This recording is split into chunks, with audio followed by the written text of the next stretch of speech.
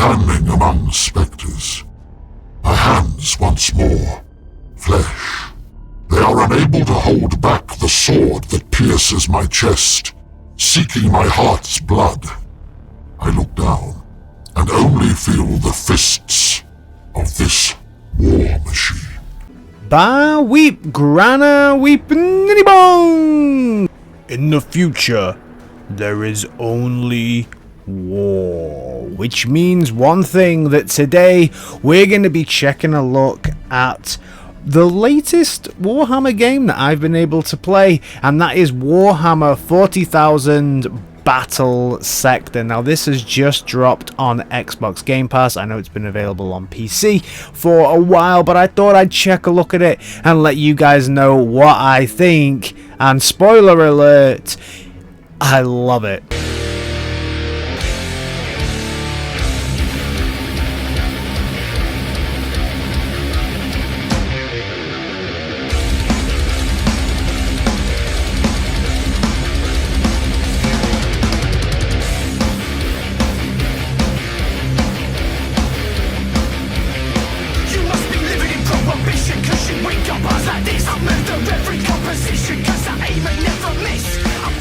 Growing up, I was a huge Warhammer fan. I played Warhammer Fantasy Roleplay, I played Blood Bowl, I played Hero Quest, as I cover on this channel a little bit, and I know that's not Warhammer, that was MB and Games Workshop together, but I also played 40k, and my team, my army within the 40k realm was the Blood Angels. So when I saw that there was a game coming onto Xbox Game Pass where you played as the Blood Angels against the scum of the Xenos, then I was super excited. However, as always with Warhammer games, very similar to Transformers games, there's always that nervousness that you get in your stomach when you think, oh god, this looks amazing, but oh, I bet it's not, because there is so many trash Warhammer games out there, especially from mobile devices and things like that, that I will say I went into this with excitement but nervousness.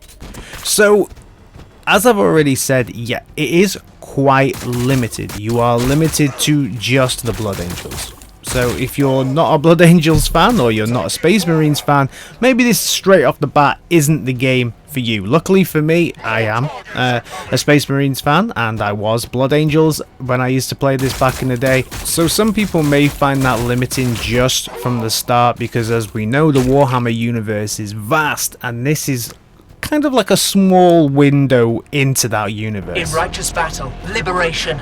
In death, vindication. So in the mainline story, you play as the Blood Angels, and you go up against the Xenos scum of the Tyranids, and the way that this works is very similar to actually a 40k game. You have your army, you have so many points per mission. Each model or figure or character, I guess, in this game is worth so many points, and you build the army that suits you and suits the battle that you're about to go up against.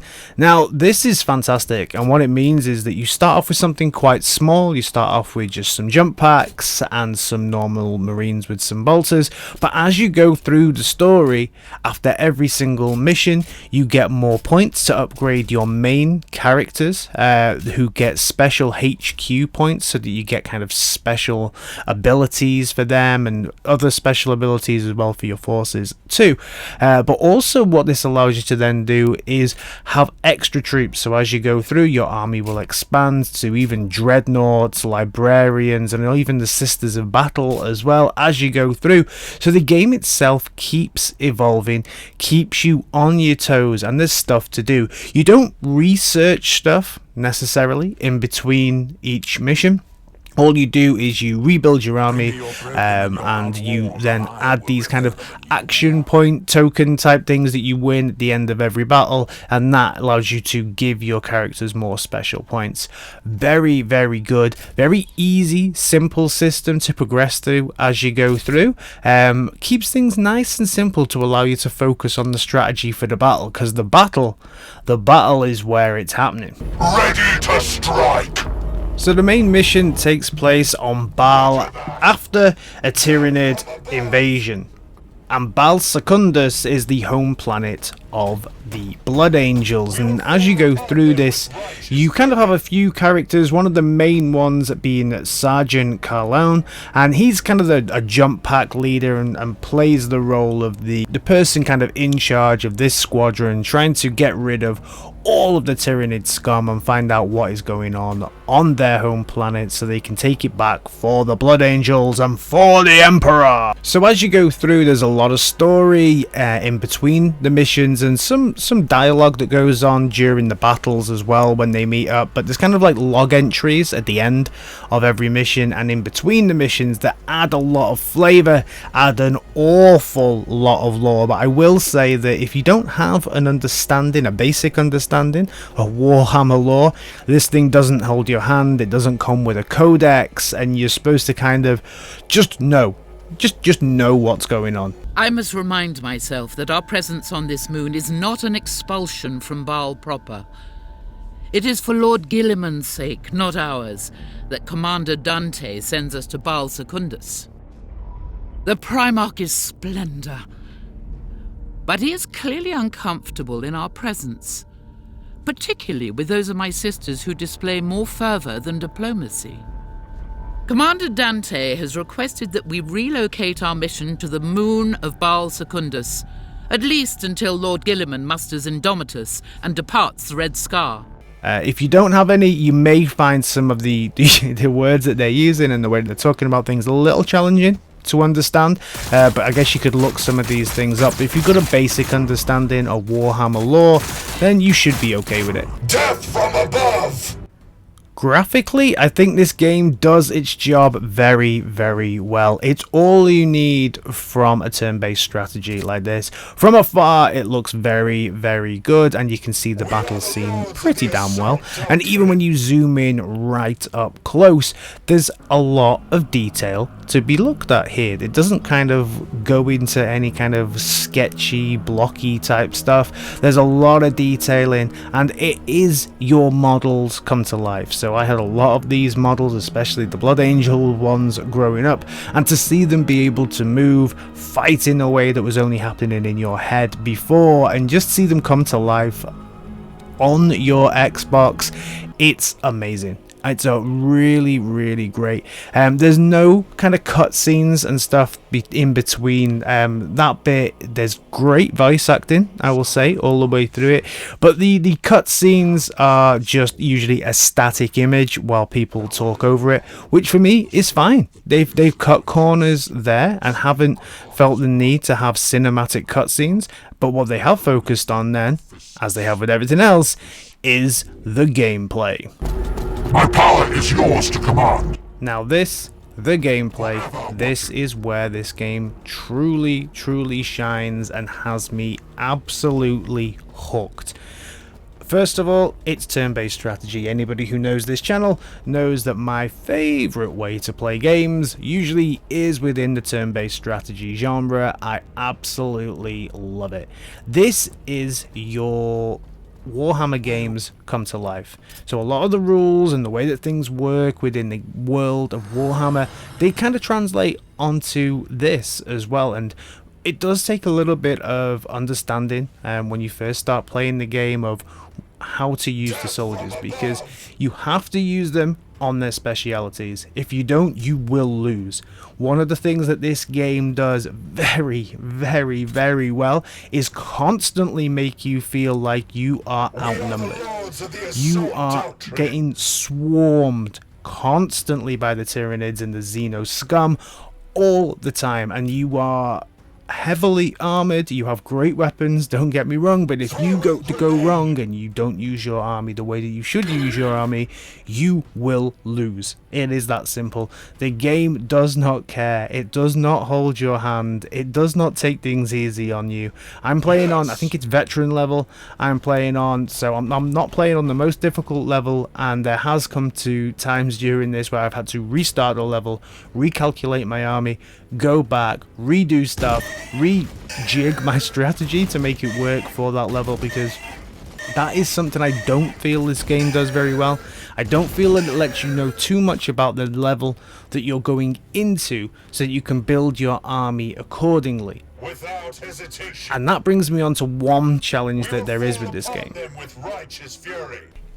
Each level is long. It can take you an hour and a half, maybe to 2 hours sometimes to complete each level. That's certainly what it's been taking me. So it's a huge time investment when you go into battle. So if you go about, say, an hour and a quarter into a battle and you suddenly realize, oh, I've got the wrong army here. I should have had more speeders, more tanks, less people, more dreadnoughts. You basically have to start again. So that I feel is a little bit of a downer because the levels are so long. The other element that I've seen quite often is there is glitches. There is glitches within this game. I have this glitch with some of my characters where they won't stop running. He just continues to run like he's on a treadmill no matter what you do. And if this was just graphical, it wouldn't be too bad, but these things make noises when they walk, so you can just constantly hear somebody running, and you're like, is that a Tyranid coming after me? Oh no, it's my own guy that won't stop running.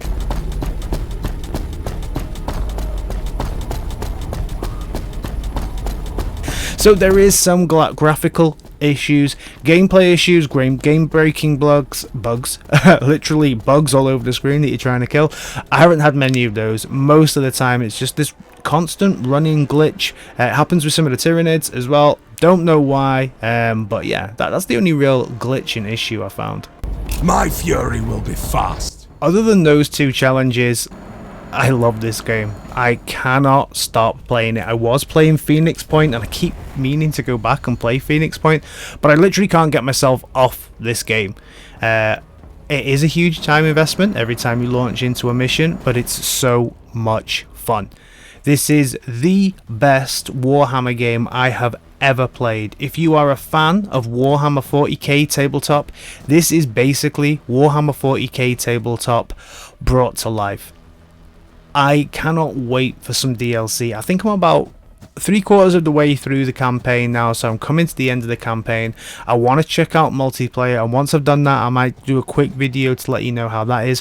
I want to check out some skirmishes as well, but I really wanted to just jump on and let you know how good the storyline is on this. The story mode that I'm playing is absolutely fantastic, makes you feel super powerful while at the same time completely overwhelmed during these huge battles that are just awesome. You pull off a strategy, when you see it working, it is awesome, and it is your tabletop brought to life. If you are an Xbox subscriber on Xbox Game Pass, this is free to download right now. Go out and play it. This is absolutely fantastic. However, it will eat up your time no matter what. The Synapse Leader cluster has been eliminated. The network weakens. So that's my quick review on Warhammer Battelsector by Slytherin Studios. Absolutely fantastic. I'm so pumped that Warhammer are finally putting out some decent games. If you're new around here, please think about giving me a like, a share and a subscribe. I usually talk about Transformers and talk about some other stuff as well, but now and then I will roll in a couple of game stuff and things like this. So if you like what I'm doing around here, why not think about giving me a like, a share and a subscribe, and I'll see you in my next video. Alright guys, in a bit. Peace!